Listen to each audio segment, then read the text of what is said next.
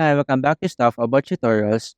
Today we're talking about how to turn off Save Image Attribution on Reddit.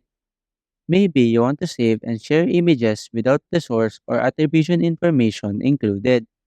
So today I'm going to show you how to turn off Save Image Attribution on Reddit. Check video description and I will try to leave the written instructions. So let's start. First, open the Reddit application and log into your account. Once you are logged in, you will be taken to the home page. In this page, tap on your profile icon located at the top right corner of the screen. A panel will appear at the right side, and here, tap on Settings. In the Settings page, scroll up, and under Advanced section, you will now see this Save Image Attribution option. Since you wanted to turn off the Save Image Attribution on the platform, simply toggle off the switch next to this option. After that, you know how to successfully turn off saved image attribution on Reddit.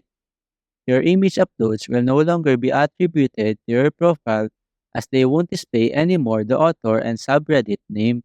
There you go. If you wanted to know how to turn off saved image attribution on Reddit, that is the easiest way I know how. If you know another way to turn off saved image attribution on Reddit, leave a comment below.